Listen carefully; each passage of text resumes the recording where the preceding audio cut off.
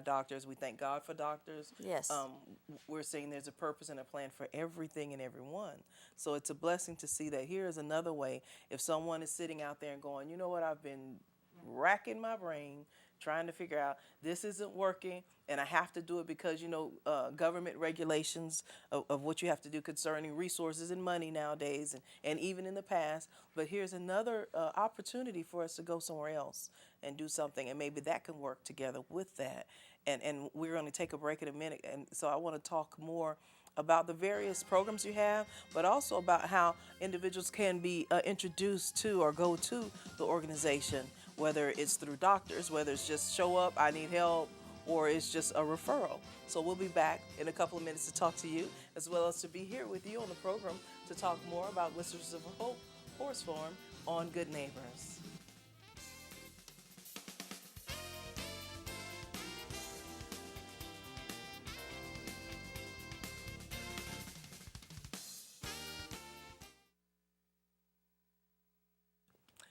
And welcome back to Good Neighbors. When we were talking, we discussed, of course, about the Whispers of Hope Horse Farm and the various, so many things that take place there, so many things we can talk about. But now we're going to turn into how you can be of assistance as well, and how also parents and also maybe medical individual personnel, just kind of also can refer people, or how do you get introduced to the horse farm? Well, there are a lot of different ways. A lot of it's word of mouth Okay. because we do have a website, which is whispersofhopehf.org, which you can go find information from all the time. We have a Facebook page, actually two. Somehow we wound up with two different ones. So Whispers of Hope, it'll get us.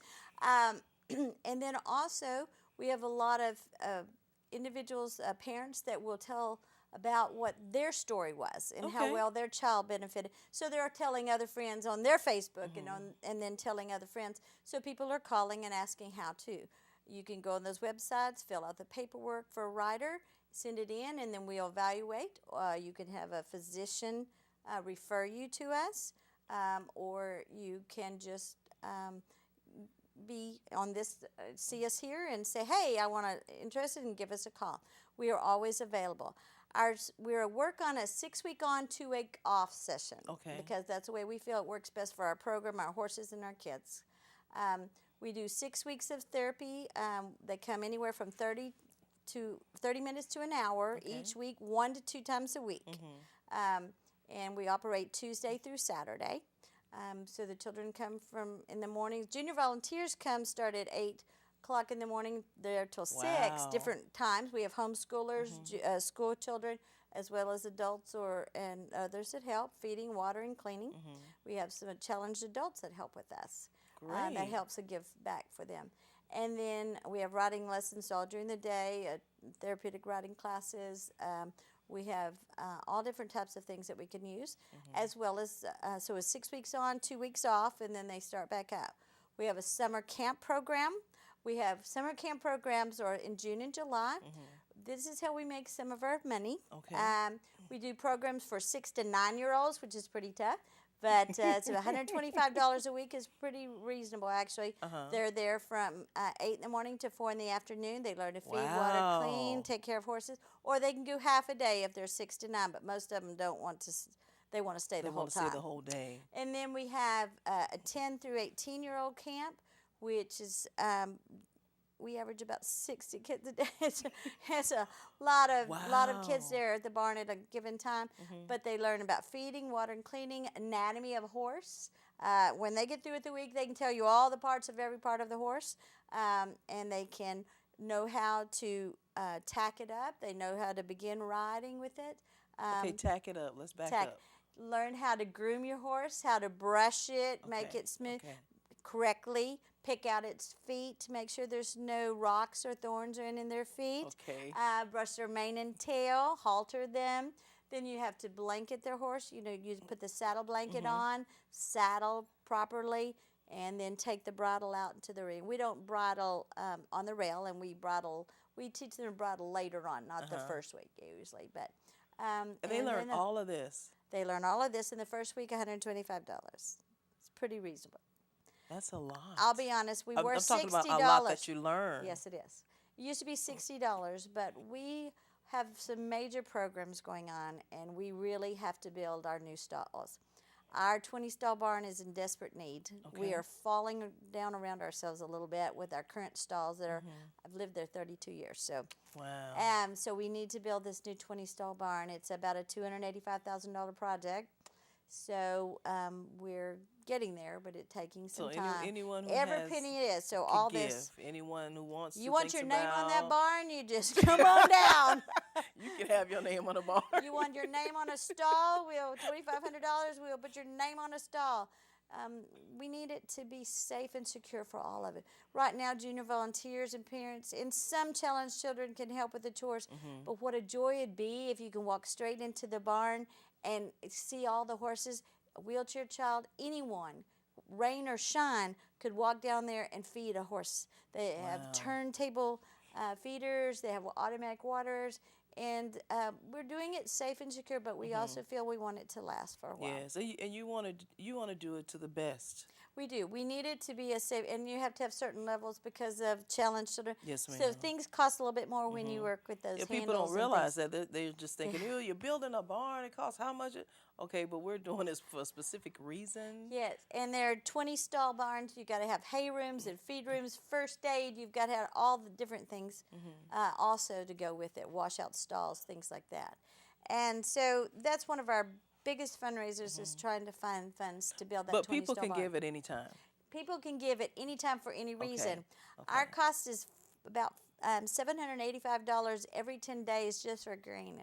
Wow. So it's amazing how, when you're trying to feed 28 horses. And we used to think we were trying to reduce our herd, and we're trying to reduce it to that 20.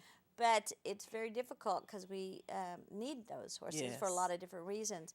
And we're starting to do trail rides and events. We've got a separate group of horses we're now hopefully will help us make some money to better support ourselves by doing trail rides and birthday parties and special events like that. So people can not only give money, but you can also give some office supplies. Of course, absolutely. every office needs various supplies, as Paper. well as maybe different things that that kids like, as well as adults like, since they have a whole volunteer staff out there doing what is necessary to make sure that everyone is safe and everyone, of course, is being healed through the therapy, as well as enjoying themselves as well.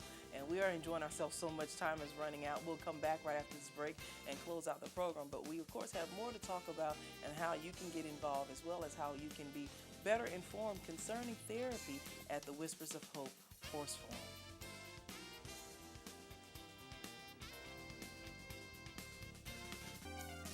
Welcome back to Good Neighbors. We only have a couple of minutes left, and I want to talk about so much and get so much out. But we want to remind everyone, of course, that you can be of help. You can volunteer. You can give to the Whispers of Hope Horse Farm. And also, when we left off, we were talking about one of the events. I mean, you have the summer camps, and you have the summer camps for the Challenged children as well. It's 3 Okay. sections. Okay. And the challenged children come out anywhere from 2 to 4 hours, 3 to 4 days a week, also during the summer. And they can so parents can have individual time alone by themselves. They can come and they can do arts and crafts. They can go fishing. They can ride horses. They can learn to do all kinds of activities as well. That is wonderful. And so you have the various summer camps, as well as you're just beginning to have the powwow. Yes, this is becoming an annual event. Our goal is that the Red River Intertribal Club is going to be a powwow that we will be doing in March, and that will help us raise money and awareness Amen. for our program. And so we're Amen. very excited about that. We also have a wonderful program with the Special Olympics. This will be our 3rd year to hold the Special Olympics at our barn. And it's every year. It's usually the first weekend in April. That is awesome. So you're And- doing not just things inside. You're doing things out. You're branching out as well. Oh, absolutely.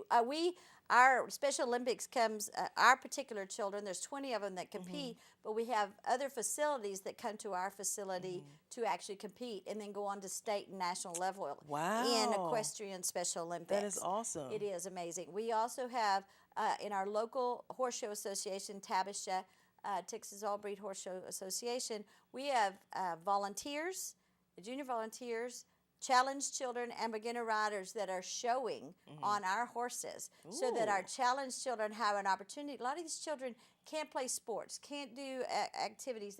Some of them can work in the Miracle League and all, but not all. And so This we is have that wonderful, opportunity wonderful. for them to have a horse and say, I can do this, They can be on taller. display. They don't have to be in their chair. They can be up on top of that horse and be just as powerful. Well, speaking of being on, I call it being on display. Give us, we have just a couple of minutes. Give us, you talked, I think, about Aiden. Aiden is a picture of a young boy we have of here. Aiden started with us when he was about 3. He really was not walking well, and Mom carried him, or he was in a chair or in a sit down. And he would have to motorize around. With the rehab and what we did on horse therapy, what it was able to do is now he can run around on his little scooter and God, carry he's so his horse cute. around with him as well. And he loves to smile. And he started out with 3 or 4 people holding him on, and now he was down That is to wonderful. 1. So. And hearing you talk about it, I hear the therapy for the child, but I also hear therapy for the parents and for the Absolutely. family. Praise God, And yes. also therapy for you, as well as seeing, you know what, God, I obeyed you, and look what has happened, as well as all the volunteers. And I personally want to thank you for all that you have done to not just help the children, but help the community, because that makes everyone a good neighbor. And we thank you for being here on the program, helping us learn more about you as well as the organization. And we thank you for having us, because it's a wonderful opportunity. We are about our community. You're welcome, ma'am. And we thank you for being here on Good Neighbors. And we appreciate you and all that you do, and encouraging us to continue bringing these programs. And of course, we thank God most of all. Until we meet again, stay a good neighbor.